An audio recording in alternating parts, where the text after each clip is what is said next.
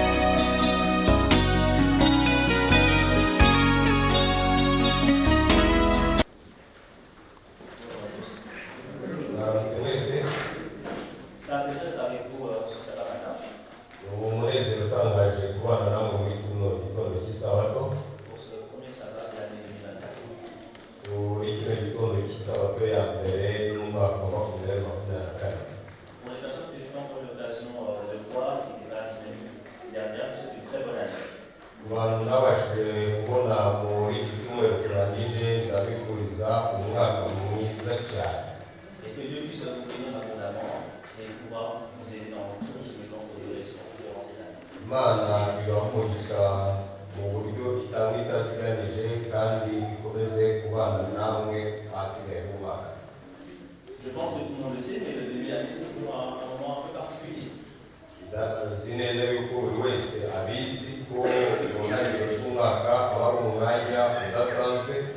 Au 31 décembre, on a l'habitude de dire l'année est écoulée, nous rentrons dans une toute nouvelle année.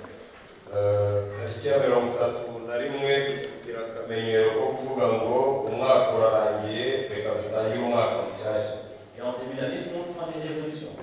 Vous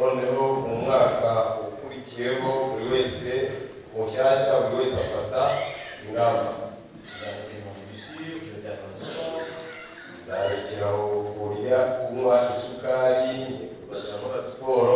J'ai changé de style vestimentaire. On va déménager. Tout le monde a des résolutions. Et quand je pensais à l'introduction du message de ce matin, un film m'est venu en tête.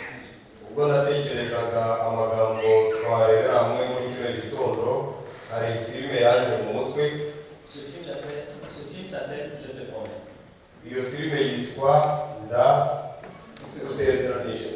C'est l'histoire d'un homme et d'une femme. Monsieur et madame Cricket. Alors, ils vivent une vie heureuse. Ils sont mariés, ils ont une belle maison, ils habitent ensemble.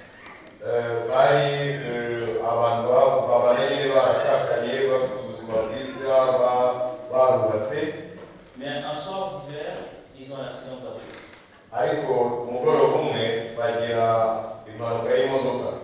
Et la femme reste dans le coma pendant 4 mois.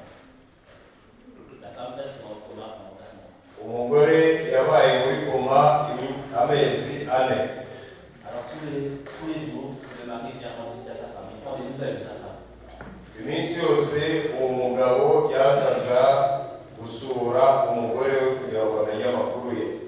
Et un jour, elle ouvre les yeux. Elle voit du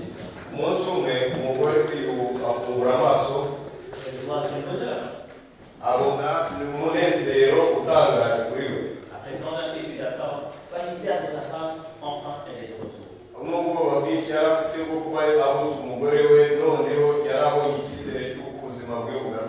Alors il s'approche de sa femme pour demander.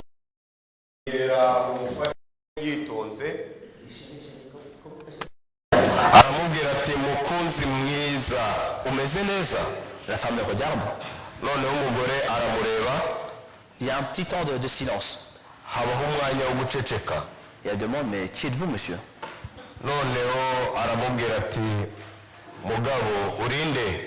Est-ce que vous êtes le médecin? Le mari reste choqué. Et en discutant avec les médecins lui révèlent que sa femme a perdu la mémoire des 2 dernières années. noneho umugabo ubwo yaganiraga n'abaganga abaganga bamubwiye ko umugore we yataye ubwenge ibyo yari yarabonye mu myaka ibiri ishize. Donc, tout ce qui s'est passé depuis leur rencontre, le premier jour de leur rencontre, disparu. Ibintu byose yari yarabonye kuva ku munsi babonanyeho byari byaragiye. Les rendez-vous auxquels ils ont été, les restaurants qu'ils ont été, la vie qu'ils ont partagée ensemble, le mariage, la maison où ils habitent, tout est oublié. Gahunda zitangaje bagiranye, gusohokana bagiranye, ibyo byose byari byamaze kwibagirana. Alors se pose la question, mais que faire? Noneho yibaza ikibazo kiti ndagira nte. Au début, elle essaye de tout réapprendre, de reprendre sa vie comme d'habitude. Mbere bigitangira yifuzaga ko akomeza ubuzima bwe nk'uko bisanzwe. Le problème, c'est qu'elle ne sait plus où elle habite. Elle sait conduire une voiture, bien sûr, mais elle ne sait plus comment aller à son travail. Elle ne sait plus comment rentrer à la maison. Elle ne sait plus quelles sont les habitudes qu'ils ont, à quelle heure est-ce que son mari rentre, qu'est-ce qu'il faut cuisiner, qu'est-ce qu'il aime. Elle ne connaît plus rien. Bigitangira yarazi yageragezaga imirimo isanzwe nk'uko yayikoraga, gutwara imodoka, gukora imirimo yo mu rugo, ariko aho ntacyo yari akizi, ntacyo yari akibuka. Alors sa famille se dit, eh ben on va tout lui apprendre. Noneho umuryango we uhita ufata ingamba no kwiyemeza kuvuga uti tugiye kumufasha tumwigishe bundi bushya. Le mari lui explique tout, il la ramène à la maison, ses parents s'asseyent, il dit c'est ton mari, tu l'aimes, il raconte tout, ils sortent les photos. Batangira kumwigisha bamubwira ati ni inzu yawe, uyu ni umugabo wawe, aragukunda cyane, bakamwereka amafoto. Le mari se dit je vais la reconquérir ma femme, je vais recommencer depuis le début. Le mari se dit je vais reconquérir ma femme. Umugabo we akavuga ati uko byagenda kose ngomba gukora ibishoboka byose nkongera nkigarurira umugore wanjye. Dans l'espoir que sa mémoire lui revienne, ou en tout cas qu'elle se souvienne des émotions qu'elle ressentait. Yibwiraga mu bitekerezo bye ko uko byagenda kose azongera kugira umugore we akagira ubuzima bwiza. Mais rien n'y fait. Ariko nubwo byaba bimeze gutyo ntabwo ariko byagenze. Je ne vous raconterai pas le reste de l'histoire. Ntabwo ndi bubabwire uko igitekerezo cyarangiye. Je vous laisserai vous-même aller voir le film ou lire l'histoire si ça vous intéresse. Nuko namwe ndabaretse ngo mujye kureba iyo filime murebe niba hari icyo ibungweho cyangwa se ibanejejeho. Par contre, du film, il y a une phrase, un point important qui m'a marqué. Ariko muri iyo filime harimo interuro imwe, harimo akantu kankoze ku mutima cyane. À un moment donné, un membre de sa famille lui dit c'est l'occasion d'un nouveau départ. Igihe kimwe umwe mu bo muryango we yaramubwiye ngo ni umwanya wo kongera gutangira bundi bushya. Et je me suis posé la question, mais pourquoi est-ce qu'il dit ça? Nibajije ikibazo nti kubera iki yamubwiye gutyo. Est-ce qu'on peut prendre un départ en oubliant qui on est? Mbese umuntu ashobora gutangira bundi bushyashya yibagiwe uwo yarari we? Est-ce qu'on peut oublier 2 années de sa vie? Mbese umuntu ashobora kwibagirwa imyaka yahashizeho ubuzima bwe? Tout ce qu'on a fait, toutes les personnes qu'on a rencontrées, toutes ces expériences. Ibintu byose yakoze, abantu bose yahuye nabo, ubunararibonye bwe. Tous ces moments qui font de nous qui nous sommes. Ibyo bihe byose bitugira abo turi bo. Est-ce un vrai nouveau départ? Mbese iyo niyo ntangiriro nshyashya? Si je ne pars pas avec moi-même, où est-ce que je vais? Nimba nivuze ngewe ubwanjye navuga nti ndi kujya he? Et juste après, une autre pensée m'est venue. Igitekerezo kindi cyanjemo. J'ai pensé au passage de la Bible où Jésus dit à Nicodème, il faut naître de nouveau. Natekereje ku magambo yo mu byanditswe byera aho Yesu yabwiye Nikodemo ati birakwiye kubyarwa ubwa kabiri. Et donc je me suis dit, peut-être qu'il y a un lien entre ces deux. Ndavuga nti birashoboka rwose ko hari ihuriro ry'ibyo bintu byombi. Et c'est ces réflexions que je veux partager avec vous ce matin. Ni nayo mpamvu nshaka ko tuganira kuri ayo magambo muri kino gitondo. Et c'est pour ça que mon message ce matin s'appelle un nouveau départ. Niyo mpamvu amagambo tugiye kuganiraho muri kino gitondo avuga ngo gutangira bundi bushya. Et je suis un scout, donc j'aime prendre des exemples tirés du scoutisme. Ngewe ndi umujiya nkunda gufata ingero zituruka mu giskuti mu kijiya. À chaque camp, nous avons à un moment donné un jeu de piste qui dure toute une journée. À chaque camp, nous avons un moment dans la semaine où nous avons un jeu de piste qui commence le matin et qui termine le soir. igihe cyose iyo turi mu ngando tuba dufite ibihe by'imikino, ibihe by'ibyo tugomba gukora bitangira mu gitondo birangira nimugoroba. Les animateurs vous réveillent en sursaut dans l'attente. Debout, debout, debout, debout, on doit partir. Aho abashinzwe kuyobora ingando babwira abantu bati nimugire tugende tugiye kugenda. Vous sortez de la couette rapidement, vous vous habillez, vous sortez dehors. Aho mugomba gukuraho kwikuraho ikiringiti mukambara vuba vuba noneho mugasohoka. Ils disent ok, voici une carte, voici une boussole que je vous donne et vous allez partir. Akababwira uti ngiyi ikarita mugiye kugenderaho, ngiki ikibereka icyerekezo maze mugende. Et donc on prend sa boussole. Noneho buri muntu wese agafata busole ye cyangwa ikiranga icyerekezo. On cherche les coordonnées qu'ils nous ont données pour trouver le point de départ. Noneho ugashakisha ukurikije mu byo baguhaye ahakwereka aho ugomba gutangirira ugenda.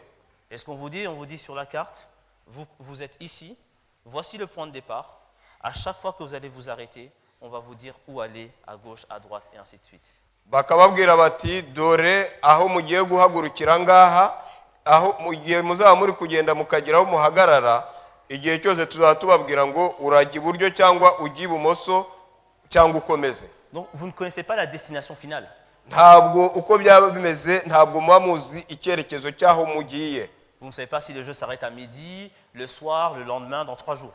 Ntabwo muba muzi niba uwo mukino uri burangire saa sita, uri burangire nimugoroba cyangwa uzarangira mu minsi 3. Et on vous dit partez. Icyo babwira cyo ni ukubabwira ngo nimugende. Donc on prend ses affaires. On prend buri wese afata utwangushye twe. On prend un sac de couchage, on prend des habits, on prend de quoi manger, on prend de quoi boire. Umuntu afata ibyo kurya, ibyo kunywa, imyambaro ye. Et on se met en chemin. Maze bakajya mu nzira bakagenda. Et tout cela vient d'une simple chose. Ibyo byose kubera ikintu. Parce qu'on espère récupérer quelque chose à la fin. Kugira ngo ku iherezo abantu babashe kugira ku iherezo ry'urwo rugendo babashe kugira ikintu bafata. Bageraho. Et dans nos vies c'est pareil. No mu buzima bwacu niko bimeze. Quand on prend une bonne résolution, c'est parce qu'on espère récupérer quelque chose à la fin, un bénéfice. Iyo dufata ingamba mu buzima no kugira ngo tugire ikintu dufata, tugire inyungu tugeraho. On espère que notre vie sera meilleure après. Nuko tuba twizeye ko ubuzima bwacu buzaba bwiza ku musozo. On a le sentiment que là où on n'est pas suffisant, il manque quelque chose. Tuba dufite amarangamutima yuko aho turi bitameze neza, tukumva hari ikintu tubuze muri twe. Et donc vous partez. Noneho mugahitamo kugenda. Et maintenant, tout le long du trajet, vous allez utiliser votre boussole à chaque fois pour vous diriger. Noneho igihe cyose muri mu rugendo muba mugomba gukoresha busole yanyu kugira ngo ibereke aho mugomba kujya. Et en général, à un moment donné, vous êtes perdu. Rimwe na rimwe hari igihe kigera ndetse muri rusange mugahera. Vous prenez la carte, vous dites mais on est où là? Mugafata ikarita y'urugendo mukareba mukavuga muti turi hehe. Et donc à ce moment-là, on fait toujours une chose. Muri icyo gihe nanone mwibuka ikintu kimwe. On nous demande chercher un endroit qui est facilement reconnaissable sur la carte. Barababwira ngo nimushake ahantu cyangwa ikintu gishobora kumenyekana, ahantu hashobora kumenyekana aho muri aho ku ikarita. En général, c'est une grande route. Akenshi usanga ari umuhanda munini. Vous allez sur la grande route. Mukajya ku muhanda munini. Vous vous arrêtez. Mugahagarara. Et vous vous dites bon, où est-ce qu'on est par rapport au chemin qu'on a parcouru avant, à peu près. Noneho mukavuga muti ubu turi hehe ugereranije naho tuvuye. Et à partir de ça, vous vous dites ok, ben alors on va commencer à retracer un nouveau cap, tracer un nouveau chemin en espérant retomber sur la bonne voie. Noneho bihereye kuri icyo mukavuga muti tugiye kongera kugerageza guca indi nzira nshyashya, gushakisha indi nzira nshyashya ishobora gutuma tugera ku nzira nyayo itujyana ku cyerekezo nyacyo. Tant que vous ne vous rendez pas compte que vous êtes perdu, vous continuez à avancer. Igihe cyose mutari mwabona ko mwaheze mwatakaye, ikigaragara nuko mukomeza kugenda. Et ma première question ce matin, c'est pour ceux qui ont pris des nouvelles résolutions. Selon vous, est-ce que vous avez le sentiment d'être perdu? Ikibazo nibaza muri kino gitondo kubafashe ingamba no kubabaza ni mbese mwagize amarangamutima mwumva mwaratakaye yo kumva mwaratakaye. En 2024, qu'est-ce qui manque à votre vie? muri 2024 ni iki kibura mu buzima bwanyu? Qu'est-ce qui nécessite qu'on s'arrête, Ni iki gituma mwumva ko mugomba guhagarara qu'on se redirige dans la bonne direction kugira ngo mufate icyerekezo gishyashya kandi cyiza, et qu'on reprenne notre chemin dans la vie? maze mufate indi nzira cyangwa icyerekezo nyacyo cy'ubuzima? Je suis sûr qu'on a tous quelque chose. Ndizera ndashidikanya ko buri muntu wese afite icyo afite abuze. Et ce qui est merveilleux, c'est que dans la Bible, on nous dit comment faire. Icyiza kinejeje ibindi byose ni uko mu byanditswe byera batubwira igikwiye gukorwa, On nous dit à quoi ça ressemble. batubwira igisa n'icyo.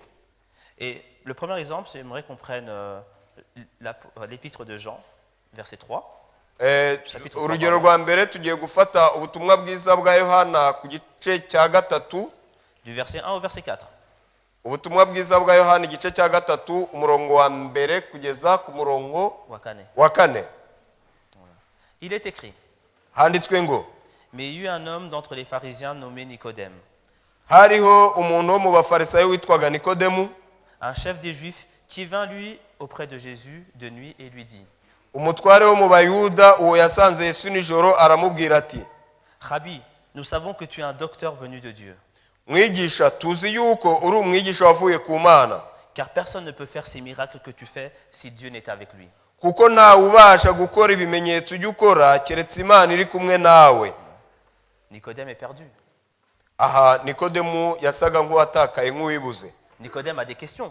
Nikodemu yari afite ibibazo bidafite ibisubizo. Et Nicodème a trouvé son point de repère. Nuko ubwo kubera ibyo bibazo yari afite, yarabonye intangiriro y'icyerekezo nyacyo. Tel un scout, il a trouvé la grande route vers laquelle aller pour retrouver son chemin. Nk'umusukuti yarabonye umuhanda munini ashobora kujyaho, noneho akabasha kubona icyerekezo nyacyo cy'inzira. Je pense que Jésus le sait. Ndizera ko Yesu yari abizi. Et je pense que Jésus connaît la question de Nicodème avant même qu'il ne la formule. Nzi neza yuko Yesu yari azi ikibazo cya Nikodemu mbere yuko Nikodemu akimubwira. Parce que là, Nicodème n'a posé aucune question. Kuko kugeza ahangaha Nikodemu nta kibazo yari yakabaza Yesu. Et pourtant, Jésus lui répond, Nyamara Yesu aramusubiza ati, en vérité, je te le dis, nukuri ndakubwira, si un homme ne naît de nouveau, yuko umuntu utabyarwa ubwa kabiri il ne peut voir le royaume de Dieu. atabasha kubona ubwami bw'Imana. Et j'aimerais qu'on s'arrête là quelques instants. Aha tuhagarara akanya gato. Parce que j'ai voulu comprendre quel était le sens du verbe naître. Ndagira ngo twumve igisobanuro nyacyo cy'iri jambo ryakoreshejwe hano ngo kubyarwa. Donc j'ai fait des petites recherches. Nagerageje gukora ubushakashatsi. Et en hébreu, le mot qui est utilisé, c'est gen nao. Mu giheburayo ijambo ryakoreshejwe ni gelao. On l'utilise pour les enfants. Barikoresha ku bana. Il peut vouloir dire être né, la naissance habituelle. Bakaba bavuga bashobora kurikoresha nk'uko bisanzwe bavuga ati kuvuka. Donner jour à un enfant. Guha kubyara umwana. Mais ça peut aussi signifier exciter. Ariko nabwo bishobora gusobanura gutwarwa. Convertir quelqu'un. Convertir quelqu'un. Guhindura umuntu. Et là, je me suis arrêté. Ngeze aho byatumye mpagarara. Dans notre chemin de vie, quand on prend une résolution, c'est quelque part on a envie de se convertir. Iyo dufashe ingamba nuko mu buzima, iyo dufashe ingamba mu buzima nuko mu buryo cyangwa ubundi tuba dushaka guhindukira cyangwa se guhindura. Si je veux devenir sportif, niba nshaka kuhinduka umuntu ukora siporo, je ne peux pas garder la même croyance que j'avais avant par rapport au sport. Ntabwo nshobora gukomeza kugira imyumvire nk'iyo nari mfite mbere ku bijyanye na siporo. Je ne peux pas continuer à le voir comme quelque chose qui est pénible. Ntabwo nshobora gukomeza kumva ko ari ikintu gikomeye gisaba imbaraga. Qui est sale. Ikintu cy'abantu banduye cyangwa cyanduye ubwacyo. Qui me fait transpirer. Ikintu gituma mbira ibyuya. Je ne peux pas continuer comme ça. Ntabwo nshobora kugera kure ngize ibyo bitekerezo. Je ne peux pas voir l'exercice physique comme quelque chose qui n'a pas beaucoup d'importance. Ntabwo nshobora kugira imyitozo ngororamubiri idafite umumaro. Si je veux réellement prendre cette résolution, je dois changer mon système de croyance. Iyo mfashe iyo ngamba nshyashya mba ngomba no guhindura uburyo kinatekerezagamo. C'est pareil avec Christ. uko niko bimeze no kuri Yesu. Si je veux me convertir à Christ, suivre Christ, Iyo nshaka guhindukirira Kristo, iyo nshaka kwiyegurira Kristo, gukurikira Kristo, je dois changer la vision que j'ai de Christ. ngomba guhindura uko nabonaga Kristo mu buzima bwanjye. La semaine, je pense que c'était la semaine, non, il y a 2 semaines, quand il y avait eu le sabbat des enfants, Hashize amasabato abiri ubwo hari isabato y'abana, notre pasteur a expliqué que le serviteur qui avait enterré son trésor, c'est parce qu'il avait une vision de son maître comme étant mauvais. Pastor wacu yatubwiye neza yuko umugaragu wabashije gucukurira itaranto ye nuko yari afite imyumvire mibi muri shebuja yuko ari umwami w'indashima, umwami mubi. Son comportement a été influencé par ses croyances. Nukuvuga ngo inyifato yagize yabitewe nuko yatekerezaga shebuja. Donc si on veut naître de nouveau, on doit changer nos croyances. Nimba dushaka kuvuka ubwa kabiri tugomba guhindura n'imyumvire. On doit faire de notre cheminement avec Christ quelque chose qui nous excite, qui nous procure de la joie. Tugomba guhindura imyumvire kugira ngo tugere kuri Kristo, uduha kubyarwa ubwa kabiri, uduha umunezero, maze uwo munezero tukawugeraho. Tout comme un scout, quand il est perdu, il doit transformer sa croyance à « nous sommes nuls, on ne va pas y arriver » en quelque chose de positif. Byose bitangira ku muntu watakaye, aho kugira ngo yumvemo ntacyo nshoboye sindi bubigereho, ahubwo ugerageza byose kumva ko bishoboka. Il doit avoir cet arrêt dans sa marche pour retrouver des repères, non pas comme un aveu d'échec, mais comme la possibilité de repartir. Agomba gufata uwo mwanya wo guhagarara kwe, ntabifatse nk'utsinzwe, nkabifate nk'utafishobora kugira icyo ageraho, ahubwo akabifata nk'intangiriro nshyashya yo kugira icyo ageraho. Et c'est ça que Jésus nous dit. Icyo nicyo Yesu atubwira. Le changement doit être profond. Aha aratubwira ihinduka ry'imbere rikomeye cyane. On commence par l'intérieur. Aho guhinduka guhera imbere mu muntu. Change tes croyances, change ta vision de la vie. Ugahindura imitekerereze yawe, Change ta vision de la vie. ugahindura imirebere y'ibintu byawe, uburyo wafataga ibintu. Et à partir de là, maintenant, on peut commencer. Noneho guhera ubwo uba ushobora gutangira. Maintenant, la question, c'est comment amener le changement? Ikibazo ni iki ngo ni gute nagera kuri iyi mpinduka? Avant d'arriver à ça, j'aimerais juste refaire un petit retour en arrière. Mbere yuko tubigeraho ndagira ngo tubanze dusubire inyuma gato. Vous vous rappelez l'histoire dont j'ai parlé au début pour le film? Muribuka igitekerezo nababwiye muri filime gitangira. Je vous ai dit que malgré tous les efforts, la femme ne s'est jamais souvenue de ces 2 dernières années. Nababwiye ko nubwo umugabo yakoze byinshi byose bishoboka umuryango ukamuba bugufi gura mugore, ariko ntabwo yigeze yibuka ibyabaye mu myaka yashize. Ce que je ne vous ai pas dit, Icyo ntababwiye, c'est que quand on essayait de la remettre dans sa vie de tous les jours, elle voyait ça comme une oppression. nuko uko yabonaga bashaka ko yongera gufata ubwo buzima, yabifataga nk'abantu bamugaramiye, abantu bamuhoza ku nkeke. Comme si on la forçait, comme si on la forçait à aimer cet homme qui est un inconnu. Nk'abantu bashaka kumuhatira gukunda uwo mugabo kuri we yari umuntu utazwi. Elle raconte dans une interview qu'à un moment donné, elle a changé de vision. Ariko uko igihe cyagiye gihita yageze ubwo ahindura indoro, ahindura imyumvire. Et elle dit, j'ai choisi, et le mot est important, j'ai choisi de réapprendre à aimer mon homme. Aravuga ati mpisemo kwiga gukunda umugabo wanjye. Elle n'a pas dit d'un coup les émotions sont revenues. Non, elle a dit, je me suis assise, j'ai fait un choix de réapprendre à aimer cet homme. Ntabwo yicaye gusa yibwira ngo bizizana, ahubwo yaravuze ati nahisemo, yakoze igikorwa ati nahisemo kwiga gukunda uyu mugabo wanjye. Si je l'ai aimé une fois, nimba naramukunze, il y a une raison. hari impamvu. Je vais creuser, je vais apprendre. Noneho nanjye ngiye kwiga, ngiye gucukumbura. Et voilà, c'est la dernière fois que je parlerai du film. Ngako agace nababikiye ka filime hari mujye kureba. Le reste de l'histoire, vous pourrez découvrir par vous-même. Ahari muzamenya byimbitse icyo gitekerezo. C'est juste pour illustrer ce que je disais sur le fait de changer sa perspective, de changer sa manière, son attitude par rapport à une situation. Uburyo bwo guhindura inyifato, uburyo bwo guhindura imyumvire ku kintu runaka. Si je prends un autre exemple pour que ce soit bien clair pour tout le monde, nimba ndifuza gufata urundi rugero kugira ngo bibe byumvikana kuri buri wese, on peut prendre les apôtres quand Jésus vient les appeler. tushobora gufata urugero ku bigishwa ba Yesu cyangwa ku bigishwa ba Yesu ubwo Yesu yazaga kubahamagara. Jean et ses frères qui sont en train de pêcher toute la nuit.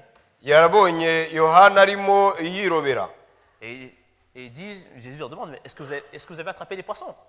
nuko arababwira bati mbese hari ifi mwafashe? Il dit non, on a fait toute la nuit, on n'a rien attrapé. Baramubwira bati uyu umenye ibyatubaye, twarobye ijoro ryose ariko nta kintu twafashe. Jésus leur dit, lancez vos filets de l'autre côté. Yesu arababwira ati nimusubize urushundura mu rundi ruhande. Il dit, bon, on n'a rien attrapé, mais parce que c'est toi, on va te faire confiance. Et il jette de l'autre côté. Nta kintu twabonye ariko kubera ko ari wo bivuze reka tubikore. Barujugunya aho yarababwiye. Résultat, une pêche tellement grande qu'ils ont dû tous s'y mettre. Icyabaye nuko babashe kubona amafi menshi kandi manini. Changer de perspective, c'est ça aussi, c'est changer de côté. Guhindura ingendo no guhindura rimwe na rimwe icyerekezo. Ok. Maintenant, sur ce cheminement, il y a quelques règles. Noneho muri uko kugenda hari amategeko amwe n'amwe y'urugendo. Avant qu'on se mette en marche, les animateurs nous ont expliqué le jeu. Mbere y'uko abantu bakomeza kugenda, Ils nous ont expliqué le jeu. bagomba gusobanurirwa umukino bagiye gukina. D'abord, ils nous ont expliqué l'arrangement, l'environnement. Bwa mbere babanza kubasobanurira ahantu. Voilà, voici la carte, voici la région dans laquelle nous sommes. Bakababwira bati ngiyi karita ariko ahantu duherereye ni aha n'aha. Voici l'environnement dans lequel vous êtes. Dore ahabakikije uko hameze. Voici les limites que vous devez respecter. Dore imbibi mugomba kubaha mutagomba kurenga. Ensuite, ils nous ont donné un objectif. Noneho igikurikiraho ni ukubabwira icyerekezo cyangwa aho mugomba kugera. Vous devez arriver au point final. Mwebwe mugomba kugera mugomba kugera ku cyerekezo tubasaba kugeraho. Pour y arriver, suivez à chaque fois les coordonnées que l'on vous donne. Kugira ngo muhagere mwifashishe ibyo tubahaye kwifashisha. Nourrissez-vous en chemin, prévoyez le moment où vous allez manger. Mubikoreshe byose kandi ni muri mu nzira rimwe na rimwe muraza gukenera kurya no kunywa, ni murye munywe. Prévoyez à boire. Mutegure ibyo kunywa. Et assurez-vous que ce soit assez pour le chemin. Mwizere neza yuko amazi mujyanye arabahagije mu rugendo rwanyu. Jésus aussi nous a donné un objectif. Na Yesu niko bimeze, yaduhaye aho tugomba kugera. Dans Jean 3,16, Yohani 3:16, il dit car Dieu a tant aimé le monde qu'il a donné son Fils unique. Yesu atubwira neza yuko Imana yakunze abari mu isi cyane itanga umwana wayo w'ikinege, Afin que, kugira ngo avec l'objectif de, ifite umugambi wuko celui qui croit en lui ne périsse pas mais ait la vie éternelle. kugira ngo umwizera wese, ifite umugambi wuko umwizera wese atarimbuka ahubwo ahabwe ubugingo buhoraho. Ton objectif, mon objectif, c'est la vie éternelle. Umugambi wawe, umugambi wanje, wa twese ni ukugera ku bugingo buhoraho. Mais on te dit également que pour atteindre ton objectif, tu vas devoir surmonter des épreuves. Ariko nanone kugira ngo ugere kuri uwo mugambi rimwe na rimwe hari ingorane ushobora uhura nazo. Sur ton cheminement, tu as un ennemi. Muri iyi nzira yawe ugomba gucamo harimo umwanzi. On t'explique qui est l'ennemi. Bakakusobanurira uwo mwanzi wari we. On peut lire en Jean 10, verset 10. Dushobora gusanga muri Yohana 10:10. On décrit l'ennemi et ses objectifs à lui. Bakagerageza kuvuga uwo mwanzi n'icyo agamije. Donc, Jean 10, verset 10. Yohana 10:10. Il est écrit, Handitswe ngo le voleur ne vient que pour dérober, égorger et détruire. umujura ntazanwa n'ikindi keretse kwiba no kwica. Tuer, voler, détruire. Kwica, kwiba no kurimbura. C'est ça que l'ennemi veut. Ngicyo icy'umwanzi ashaka. Toi, tu vas vers la ligne d'arrivée. Toi, tu veux aller vers la ligne d'arrivée. Wowe warugiye kugerayo. Et lui veut te perturber dans ta route. Ariko ajya kubona ukabona ibintu biguhungabanya bigusitaza biraje. Et c'est important de le savoir. Ibyo ni ingirakamaro kubimenya. Parce que pendant que tu marches, si tu sais que tu as un adversaire, tu vas faire attention. kubera ko mu gihe ugenda uzi neza yuko hari umwanzi ugomba kwitonda. Tu vas aussi comprendre que dans l'environnement dans lequel tu es, par là où tu vas passer, tu as des obstacles. Ugomba kumenya ko ahantu uri kugenda mu bigukikije bitandukanye harimo umwanzi, harimo ibigeragezo. Donc tu ne vas pas te balader comme ça, à ton aise. Ntabwo ari ukugenda wemye nta kibazo wumva wikanga, Tu vas marcher avec intention. ahubwo ugomba kugenda witonze. Tu vas profiter du voyage, mais tu Ugom- seras concentré. ugomba kunezezwa n'urwo rugendo, ariko ukagenda uri umuntu utekereza kuri urwo rugendo. Donc on t'a expliqué les limites du jeu, l'environnement dans lequel tu vas être. Bagusobanuriye imbibi z'umukino, bagusobanuriye ahakuzengurutse cyangwa ahantu uraba uri, On t'a donné un objectif. baguhaye aho ugomba kugera, On t'a donné les objectifs des autres joueurs, baguhaye abandi les objectifs mukina, des autres personnes. Donc baguhaye umugambi w'abandi bari gukina. exactement. Et ensuite, on va t'expliquer les règles du jeu. Noneho igikurikira ni ukugusobanurira amategeko y'umukino. Nous, nos règles du jeu, elles sont dans Exode 20. Nos règles du jeu sont dans Exode 20. Twebwe amategeko y'umukino wacu aherereye mu Kuva igice cya 20. Les 10 commandements. Amategeko y'Imana uko ari 10. Et je pense que tout le monde connaît les 10 commandements. Ndizera ko buri wese azi amategeko 10 y'Imana. Ce sont nos règles, ce sont nos recommandations. Iyo niyo mategeko dutegekwa. Si tu veux que ton voyage se passe bien, voici ce que je te conseille de faire. Niba wifuza ko urugendo rwawe rugenda neza, dore ibyo ngusaba gukora. On a aussi des conseils sur notre alimentation. Noneho hakazaho inama zitandukanye ku bijyanye n'imirire yawe. Dans Lévitique 20. 11, pardon, Lévitique 11. Lévitique 11. Mu kubara no mubarewe mubare w'igice cya 11. Que manger? Comment te nourrir? Uburyo ki ushobora kurya, uburyo ki ushobora gufata amafunguro. Il faut connaître ces règles. Birakwiye ko ayo mategeko amenyekana. Vous ne pouvez pas jouer à un jeu, commencer un voyage sans connaître les règles. Ntushobora gukina uwo mukino ngo ufate urugendo ugende utamashije kumenya ayo mabwiriza, ayo mategeko. Si je dis à mes scouts, tenez votre carte dans ce sens-ci, Nimba nabwiye abasukuti nti nimufate ikarita yanyu muri gutya, et qu'ils la mettent à l'envers, ils vont se perdre. maze bakayifata bayicuritse, byumvikane ko bari buze kwibura, bari butakare. Peu importe que tous les caps soient bons, qu'ils suivent le chemin, qu'ils soient disciplinés, qu'ils fassent attention, ils vont se perdre. Uko byaba bimeze kose, nubwo baba ari abantu bubahiriza gahunda, kubera ko bacuritse ikarita barahera. Si je dis de partir avec à boire et qu'ils ne prennent pas à boire, ils vont souffrir. Si je dis de prendre à boire et qu'ils n'en prennent pas, ils vont souffrir. Nimbabwira ngo bafate ibyo kunywa ntibabifate bakagenda, nibagera mu nzira baragira umuhangayiko go kubura amazi. C'est important de connaître les règles du jeu, les conditions pour bien mener le jeu, pour arriver à destination. Ni iby'agaciro cyane kumenya amategeko y'urugendo, kumenya amategeko y'umukino kugira ngo ubashe gukina neza, kugira ngo ubashe kugenda neza. Pour chacun de vos objectifs, chacune de vos résolutions, connaissez les règles pour bien faire. Kugira ngo umuntu agere ku mugambi neza, nuko tugomba kumenya amategeko atufasha muri urwo rugendo. Si je veux que mon argent soit bien géré, quelles sont les règles que je dois suivre? Niba nshaka ko umutungo wanjye, amafaranga yanjye acungwa neza, nayahe mabwiriza nshobora gukurikiza? Si je veux être en bonne santé, qu'est-ce que je dois faire? Niba ngomba nifuza kugira ubuzima bwiza, ni iki nakora? Ensuite vient le temps des questions. Noneho nyuma yaho haza umwanya w'ibibazo. Par où on doit aller? J'ai pas compris ça, j'ai pas compris ceci. Mbese ndaca he? Ntabwo ibi nabyumvishe, ibi na biriya sinabyumvishe. Est-ce que j'ai le droit de faire ça? Mbese mfite uburenganzira bwo gukora ibi na biriya? Pourquoi on m'interdit ça? Mbese kubera iki ibi ngibi nabibujijwe? Tout ça, c'est des choses normales. Ibyo byose ni ibintu bisanzwe. Dans notre cheminement avec Christ, nous avons aussi des questions. Natwe mu rugendo tugendana na Kristo tuba dufite ibibazo twibaza. Et c'est normal. Ni ngombwa. Moïse a posé des questions. Mose yibajije ibibazo. David a posé des questions. Dawidi yibajije ibibazo.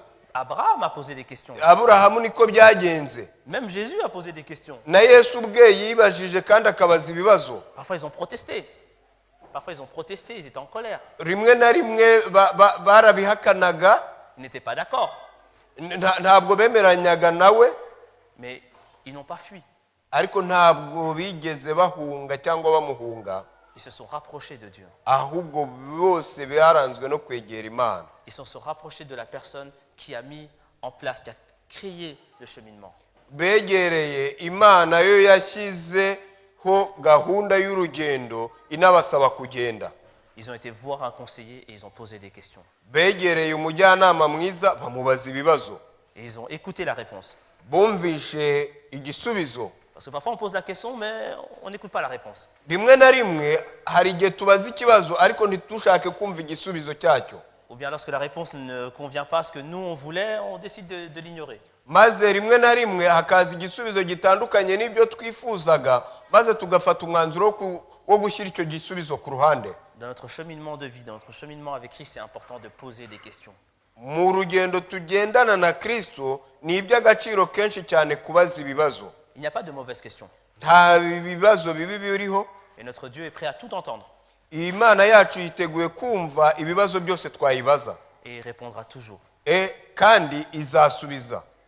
Maintenant qu'on connaît les contours du jeu, on connaît l'environnement, on a un objectif, on connaît les règles du jeu, qu'est-ce qu'il faut bien faire, on a posé nos questions, tout est clair, il faut se mettre en marche. Iyo tumaze guhabwa aho tugiye, icyerekezo cy'urugendo, tugahabwa aho turi uko hameze, amategeko y'urugendo, inyifato tugomba kugira mu rugendo, none naho tugiye igiba gisigaye n'iki, ni ukujya mu nzira tukagenda. Et c'est important de se mettre en marche. Ni iby'agaciro gakomeye cyane kuba mu rugendo. On peut avoir les meilleures connaissances du monde, si on n'en fait rien, elles ne valent rien. Dushobora kugira ubumenyi butandukanye mu bintu byinshi ku isi, ariko iyo tutabishyize mu bikorwa ntacyo biba bimaze. Mais maintenant, est-ce que parce qu'on se met en marche, ça veut dire qu'on est arrivé? Ntabwo bisobanuye ko ubwo tugiye ko twanagezeyo. Non, Oya, on va encore faire des erreurs. birashoboka ko dushobora kwisanga twakoze amakosa, On a une stratégie, ariko hariho uburyo ki dushobora kubihinduramo. on a une organisation. Dufite uburyo ki twiteguye. Maintenant, il faut la confronter à la réalité. None ubwo buryo ki twiteguye birakwiye ko tugerageza kubureba uburyo ki byashyirwa mu bikorwa bitewe n'aho turi n'uburyo turimo. Et c'est là qu'on arrive au F. Fignoler, améliorer. Niyo mpamvu noneho tugeze ku kintu cyo kuvuga ngo uburyo cy'umuntu yahindura agamije kugera ku cyiza. Donc A, arrangement, environnement. 2, le but. 3, les conditions, les règles du jeu, comment bien faire. 4, D, poser des questions, le débat. E, l'exemple, tester. Et F, la progression. Ah, ça va être compliqué, hein? Pas de souci. Donc, A, l'arrangement, l'environnement, où est-ce qu'on est. Ahambere ni ukumenya ahantu duherereye ahatuzengurutse. B, le but, l'objectif à atteindre. Icya kabiri ni ukumenya aho tugiye, icyo dushaka kugeraho. L'objectif des autres personnes qu'on va rencontrer. Icyo abandi dushobora guhura nabo aho bagiye n'icyo bagamije. Le but de l'adversaire.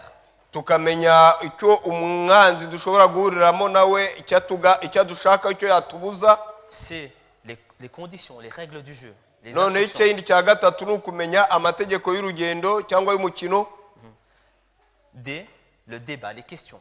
Poser des questions. Icya kane noneho ni ukuganira, ni ukubaza ibibazo. E, exemple. Icya gatanu noneho ni ugukora urugero cyangwa se gutanga urugero, Passer à l'action. kujya mu gikorwa nyirizina. Et le F, c'est fignoler, améliorer. Noneho icya gatandatu ari ukunoza. Il faut accepter que nous ne sommes pas parfaits. Birashoboka rwose ko tutaboneye, Que notre cheminement n'est pas parfait. kandi uko kugenda kwacu kutanoze, Qu'on va faire des erreurs. ko dushobora kwisanga mu makosa, Qu'on va se perdre en chemin. kandi tukisanga twabuze inzira, Qu'on va peut-être démolir ce qu'on a construit.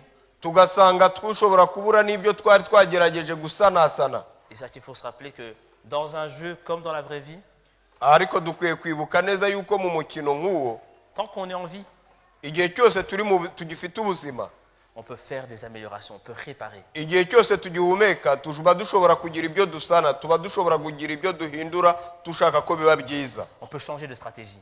tuba dushobora guhindura ingamba, on peut se rendre compte que peut-être qu'une des règles que nous on avait ajoutées ne fonctionne pas dans ma situation et réfléchir à comment faire autrement. dushobora gutekereza ko amwe mu mabwiriza twari twihaye y'urugendo bigaragara ko dukurikije uko urugendo rumeze ntacyo ari budufasheho bikaba ngombwa ko tuyahindura ariko tugamije kugera mu rugendo. On peut se rendre compte qu'on a manqué une information extrêmement importante. dushobora kwisanga tubuze amakuru kandi ayo makuru akaba ari amakuru y'ingenzi cyane mu rugendo. Et revenir poser des questions avant de repartir. none iyo ni cyiza kugaruka tukabaza ibibazo mbere y'uko dukomeza Si on urugendo. s'est trompé, on peut s'arrêter et revenir. n'iyo dushobora gusanga twibeshye dushobora kugaruka ariko tugakomeza urugendo. L'erreur ne signifie pas la fin du voyage. ntabwo gukosa cyangwa guhura n'ikosa bisobanura ko twageze ku mwisho w'urugendo. L'erreur ne signifie pas l'échec. kandi kugira ikosa mu rugendo ntibisobanura ko gutsindwa mu rugendo. Mais, parce qu'il y a un mais, ariko ce n'est vrai. biba Ce n'est vrai que si on est prêt à faire preuve d'humilité. biba ukuri ari uko twabijyanyemo kwicisha bugufi, Reconnaître notre erreur. kumenya cyangwa se kwimenyaho amakosa yacu, Voir la situation en face. kumenya icyo duhanganye nacyo, Se regrouper. kwihuza n'abandi, Chercher conseil. gushakashaka inama, Des bons conseils fiables. inama nziza, inama z'umumaro, Et après se remettre en marche. noneho nyuma yaho tukongera tugakomeza urugendo. Parce que si on reste là où on est, kuko iyo tugumye aho turi c'est la fin du voyage. biba bigaragara nk'aho bibaye umusozo w'urugendo rwacu. Si parce que j'ai péché, je reste dans mon péché. ni nk'aho nimba ndi mu cyaha ubwo ngumye mu cyaha, Je reste à me flageller, à me lamenter, ni nk'aho nkomeje ni mu maganya yanjye, mu bibazo byanjye, à me considérer comme un moins que rien, nk'uwumva comme si je n'ai plus de valeur. nta gaciro ngifite. Le voyage s'arrête. noneho icyo gihe urugendo ruba rusa nk'aho ruhagaze, On n'ira pas plus loin. ntabwo umuntu agera kure. Mais si on est prêt à se repentir, ariko iyo umuntu abashije kwirebamo akihana, à reconnaître ses erreurs, akimenyaho amakosa ye, à se rappeler quel est le bon chemin, akibuka ko hariho inzira nziza, qu'est-ce qu'on m'a donné comme instruction, noneho n'iki afata nk'ibwirizwa ry'urugendo, à écouter des bons conseillers, yumva ko agomba kumva inama z'abajyanama nziza, des conseillers qui connaissent la volonté du Créateur, abajyanama beza qui connaissent la volonté du Créateur, bazi ubushake bw'umuremyi, qui ont une relation personnelle avec lui. bafitanye isano yimbitse n'umuremyi. Alors je m'assois, noneho ukicara, je fais une nouvelle stratégie, noneho ugafata indi ngamba nshyashya, je décide de la prochaine action à prendre noneho ugafata umwanzuro w'igikorwa kigiye gukurikira ugiye gukora, et je me remets en marche. noneho ukagenda ugakomeza urugendo. Ça ne veut pas dire que j'ai oublié tout ce qui s'est passé avant, ntabwo bisobanuye ko umuntu yibagiwe ibyahise byose ahahise, mais tout simplement je le mets à sa place derrière. ariko mbishyira mu mwanya wabyo ko bigomba gusigara inyuma. J'en tire des leçons nakuyemo amasomo, et je entame un nouveau chapitre. noneho ngafata ikindi gika gishyashya, En n'oubliant pas qui je suis, en n'oubliant pas qui je suis, tutibagiwe abo turi bo. nous sommes des enfants de Christ. turi abana ba Kristo, Nous sommes une nation sainte, turi ubwoko bwatoranijwe, un sacerdoce royal. turi abatambyi b'ubwami, Nous sommes appelés à représenter Christ. twahamagariwe kwamamaza iyo yaduhamagaye. Nous avons tous des talents. twese dufite impano zitandukanye, Nous comptons pour Christ. kandi izo mpano tumva tuzigomba kuzikoreshereza Kristo, Nous comptons tellement que Dieu a envoyé son Fils unique pour mourir pour nous. kandi twizera tudashidikanya ko Imana yayohereje umwana wayo w'ikinege kugira ngo apfe ku bwacu. Ça montre à quel point nous sommes importants. ibyo kubimenya ni iby'agaciro. On ne donne pas son Fils unique pour des gens sans valeur. ntabwo umwana w'ikinege atangirwa abantu badafite agaciro. On ne propose pas une solution à des gens qu'on ne peut pas sauver. ntabwo umuntu ashobora kurwana no gushaka ibisubizo ku muntu adashobora gucungura. D'ailleurs, la parole de Dieu dit que nous sommes faits à son image. mu ijambo ry'Imana dusanga mu byanditswe byera ko twaremwe mu ishusho yayo. Cette connaissance-là, il faut la garder à l'esprit. ibyo byose tuba twaramenye byiza ku Mana, byose ku Mana tugomba kubigumana mu bwonko bwacu. Toutes les expériences qu'on a vécues doivent nous permettre de faire des meilleurs choix à l'avenir. ubunararibonye bw'ibyo twaciyemo bwose bwiza bugomba kudufasha guca inzira y'ahazaza hacu. Il ne faut pas oublier, ntabwo dukwiye kwibagirwa, mais il faut bien utiliser. ahubwo dukwiye kubikoresha neza. Et quand on change de côté, Iyo duhinduye uruhande on change de côté. tuba duhinduye uruhande. Ensuite vient le dernier point, le G. Noneho akantu ka nyuma tuvugana kitwa je, Être le gardien, protéger. kuba umurinzi urinda. Pour ça, j'aimerais qu'on prenne Matthieu, chapitre 26. Ndashaka ko dusomera hamwe mu byanditswe byera Matayo 26 Verset 41. ku murongo wa 41. Donc petit rappel. Petit rappel pour tout le monde. Donc Ndagira ngo nibutse A, arrangement, l'environnement.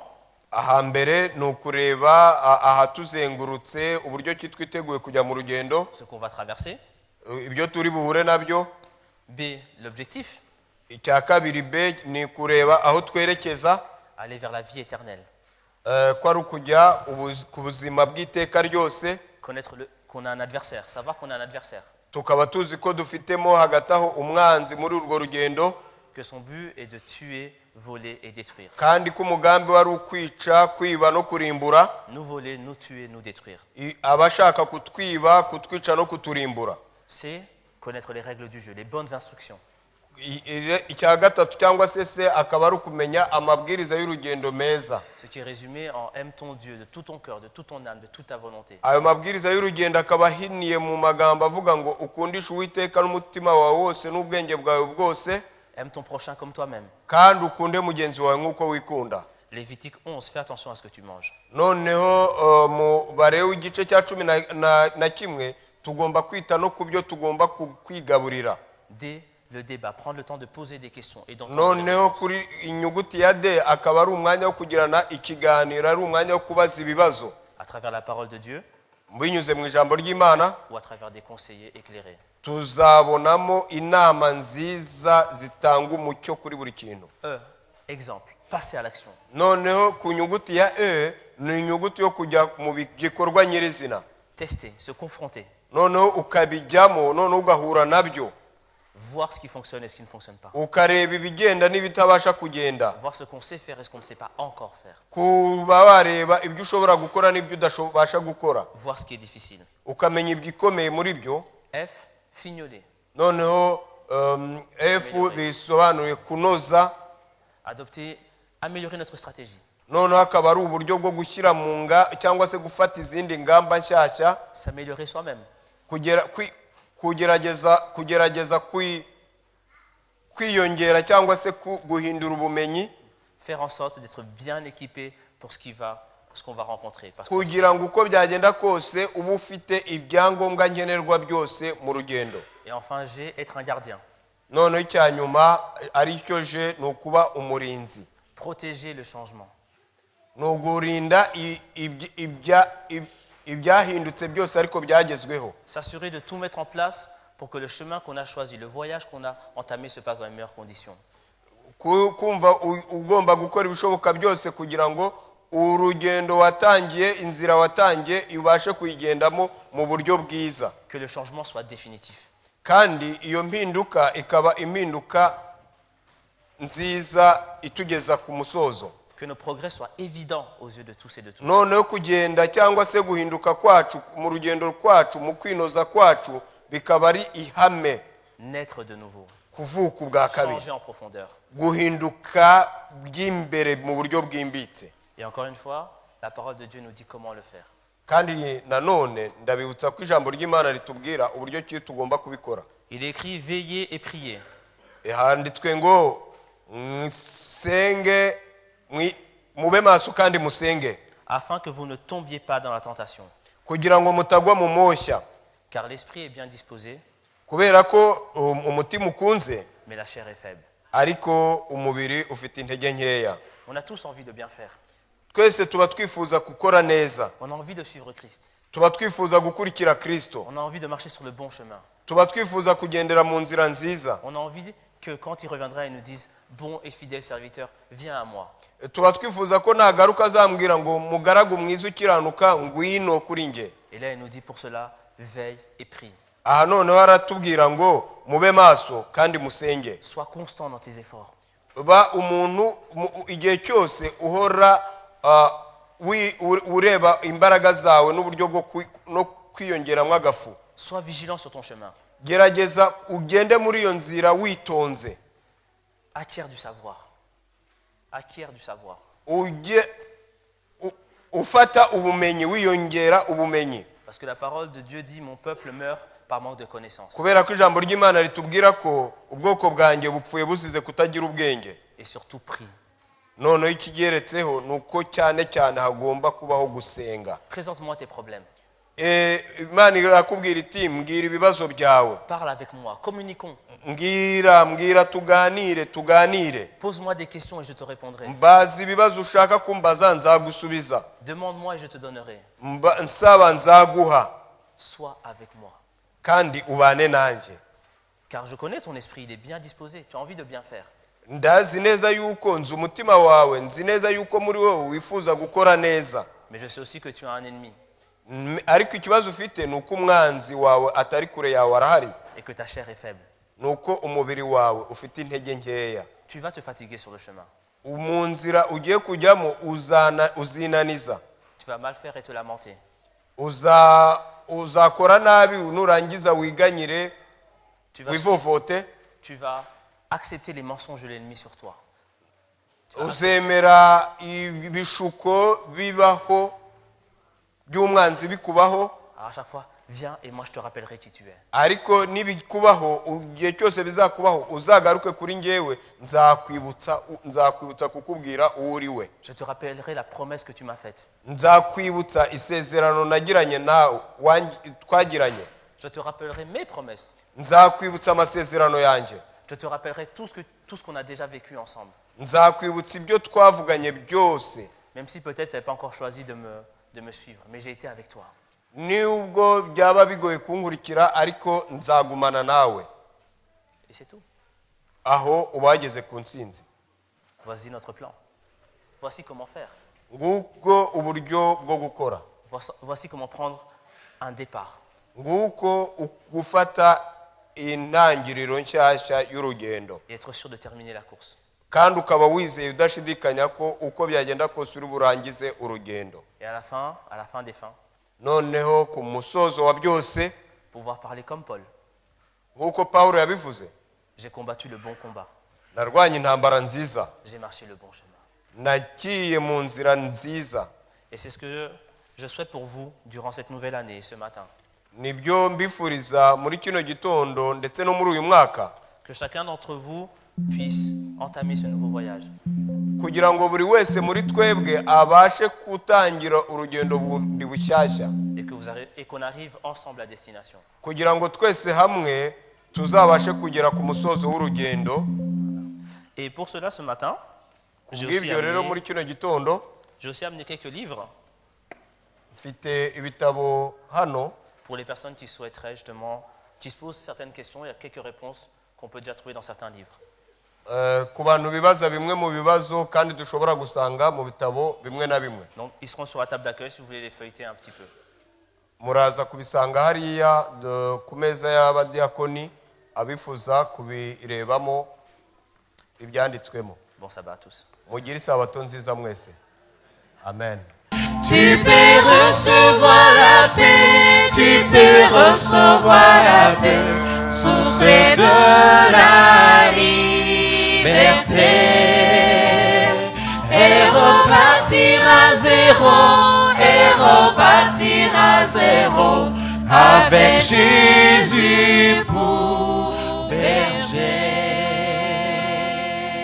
Seigneur notre Dieu, notre Père, merci pour tes bienfaits.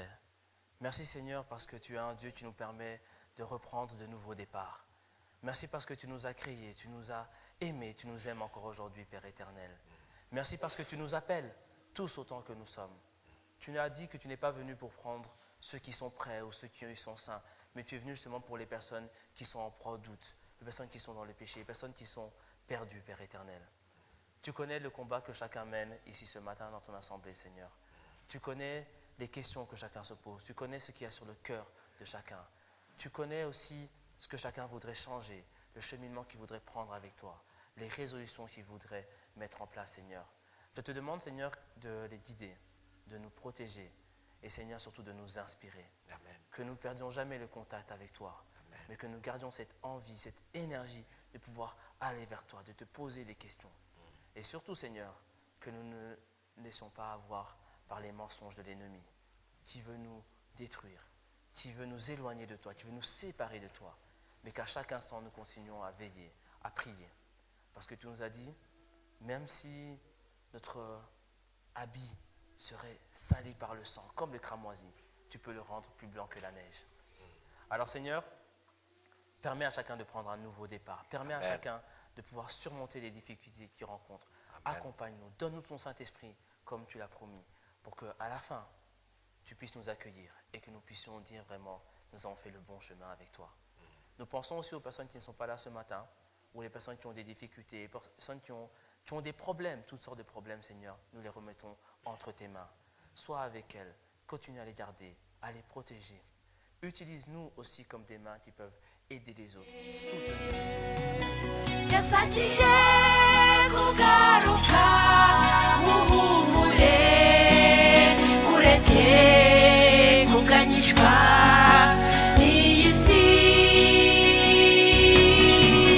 mugume ku mavi muse